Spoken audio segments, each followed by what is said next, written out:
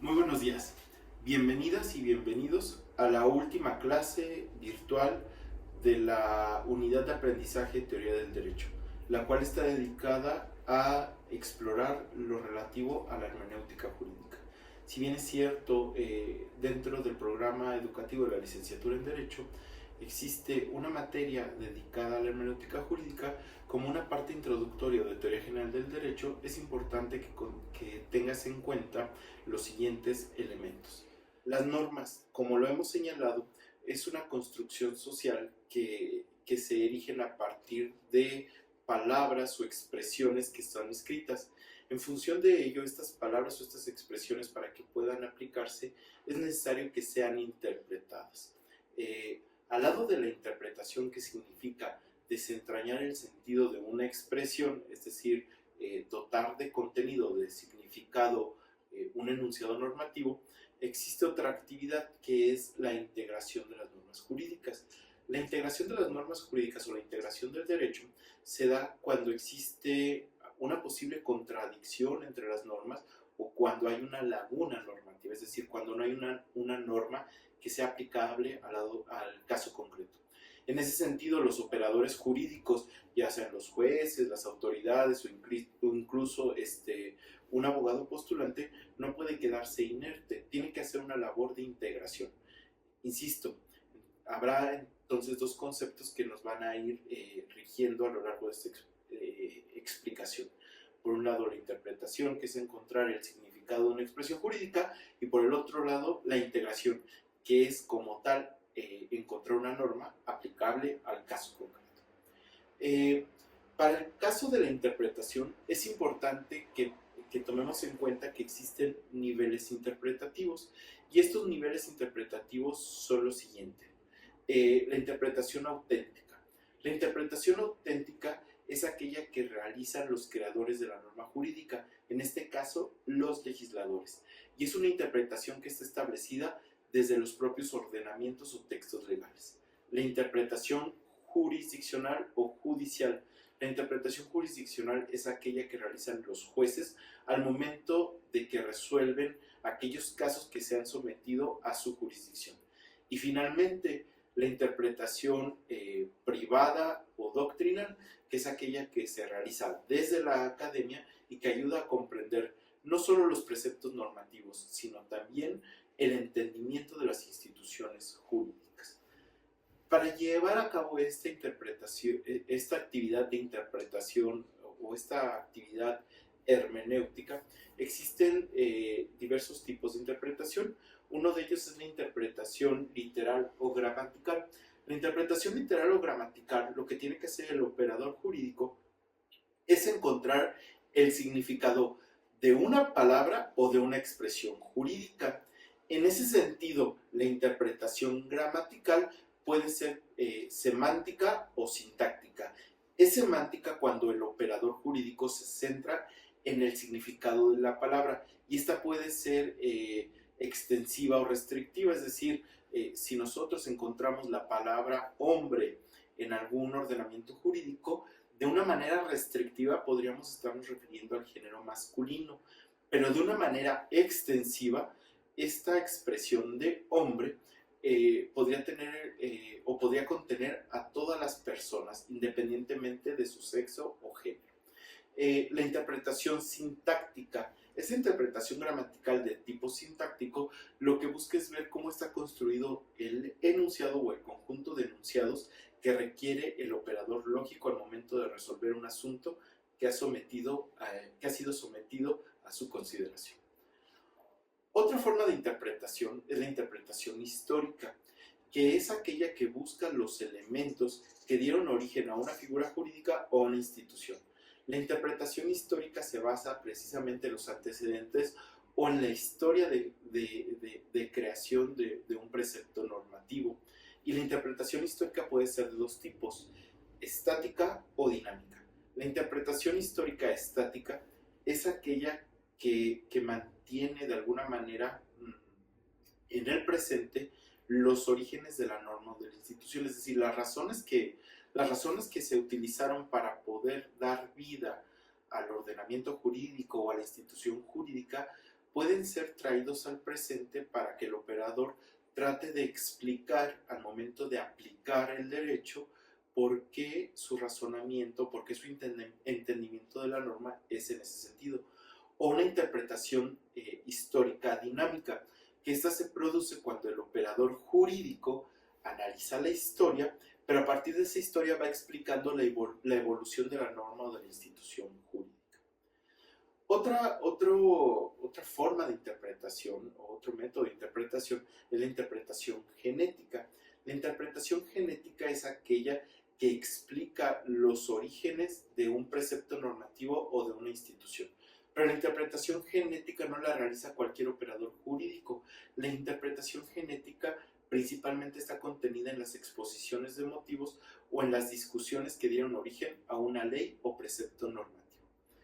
Otro método interpretativo es la interpretación teleológica, que es aquella que le permite al operador jurídico apelar a los fines para los cuales fue diseñada esa norma o esa institución jurídica.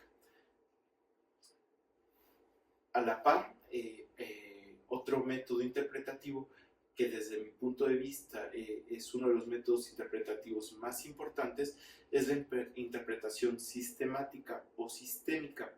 ¿Qué significa la interpretación sistemática o cómo funciona la interpretación sistemática?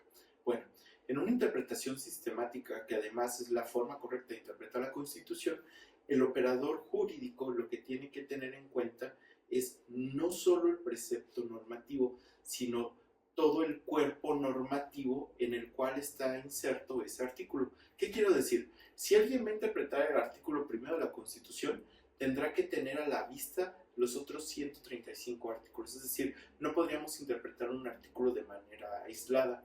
Para que se pueda dar la interpretación sistemática, es importante que el operador jurídico primero conozca el ordenamiento que está interpretando y segundo, al momento de hacer la interpretación, tengan muy presente o a su vista los componentes normativos de este ordenamiento. Dicho de otra manera, en la interpretación sistemática, la norma no se interpreta de manera aislada, sino que se interpreta básicamente en conjunto con el sistema jurídico al que pertenece. Ya decíamos que aparte de la labor interpretativa o al lado de la labor interpretativa estaba una actividad de integración, que esta actividad la usan los operadores jurídicos para poder resolver alguna situación de derecho que no está prevista en los ordenamientos jurídicos.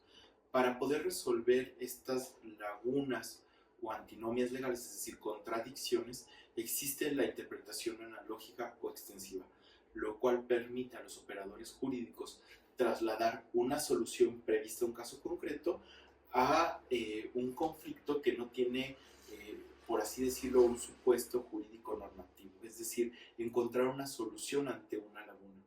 Aquí hay una limitante, está prohibida la analogía en materia penal, tratándose de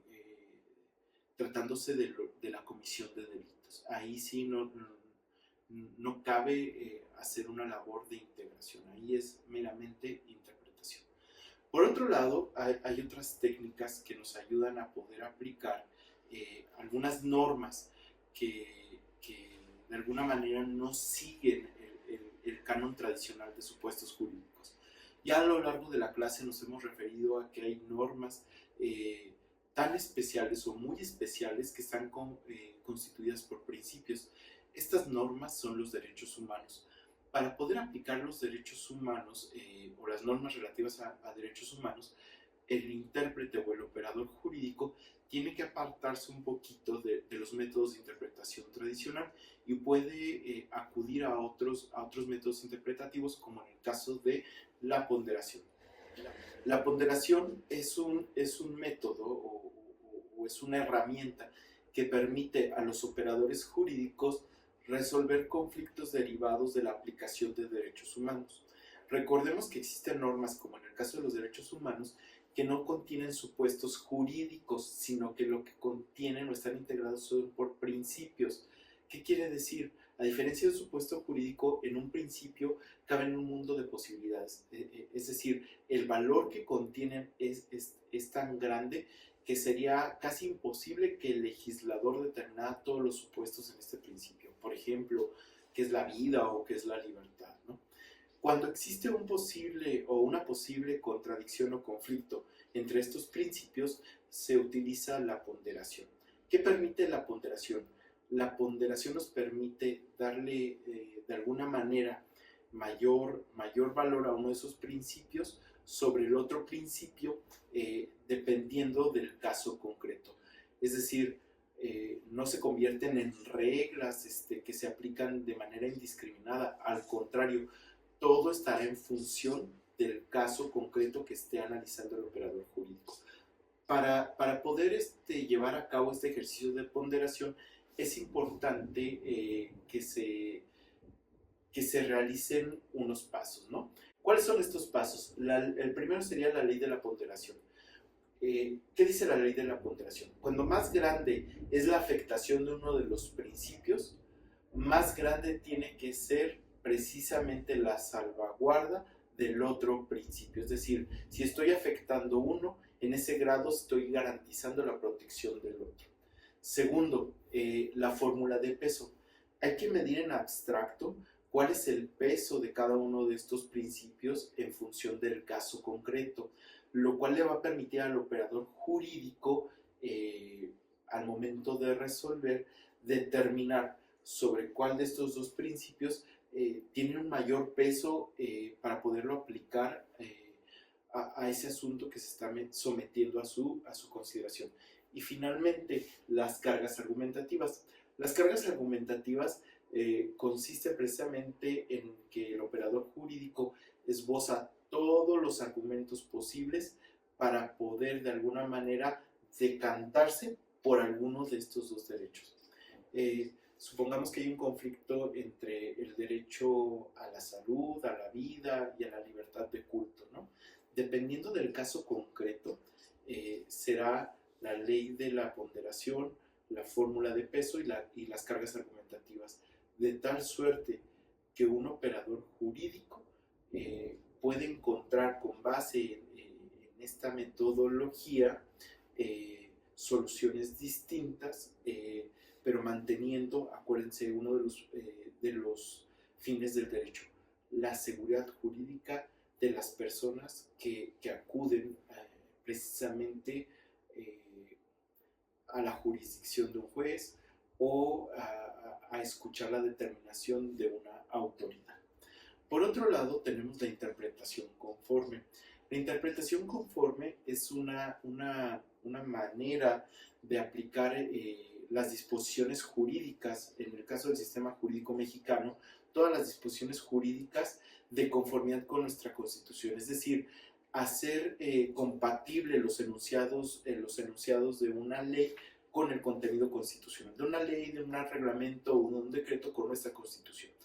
La Suprema Corte de Justicia de la Nación, en el expediente 912-2010, varios, del caso Rosendo Radilla Pacheco, nos establece cómo es que debe de darse precisamente este ejercicio interpretativo de interpretación conforme. La Suprema Corte de Justicia de la Nación nos dice que en principio todas las normas se presumen constitucionales. En ese sentido, todas las autoridades y los jueces al momento de resolver o de aplicar el derecho tienen que hacer este ejercicio de interpretación conforme. ¿Cuál es el ejercicio de interpretación conforme? Tiene básicamente tres pasos. Una interpretación conforme en sentido amplio, lo cual significa que los operadores jurídicos tienen que encontrar una interpretación o varias interpretaciones que hagan posible la aplicación de una norma atendiendo a los principios constitucionales. La interpretación conforme en sentido estricto. Si una norma admite diversas interpretaciones, hay que preferir la que más beneficie a las personas y se haga compatible con los derechos humanos establecidos en la Constitución y en los tratados internacionales. Y si una vez que los operadores jurídicos hacen una interpretación conforme en sentido amplio o en sentido estricto y aún así no logran hacer compatible la norma con los preceptos constitucionales, procederían a la inaplicación de esa norma y a la aplicación directa de la propia Constitución. Ahora ya sabemos que hay diversos recursos para interpretar. ¿Cómo lo hago? Bueno, pues esto se hace a partir de la fundamentación y la motivación. La fundamentación y la motivación básicamente significan, por el lado de la fundamentación, encontrar una norma jurídica que sea aplicable al caso concreto, y la motivación, que tiene que ver con una actividad racional que se traduce en imprimir en una resolución todos los motivos que tuvo el operador jurídico para aplicar esa norma a ese caso concreto. En ese sentido, fundamentar puede responder a la pregunta ¿cuál es la norma aplicable? Mientras que motivar puede responder a la pregunta ¿por qué esa es la norma aplicable? Pues bien, esta clase de alguna manera te da los elementos mínimos para que tú, como estudioso del derecho, puedas de alguna manera comenzar a aplicar tus conocimientos en lo que será no solamente un objeto de estudio que has elegido, sino que también lo que será un camino de ahora en adelante en tu ejercicio profesional.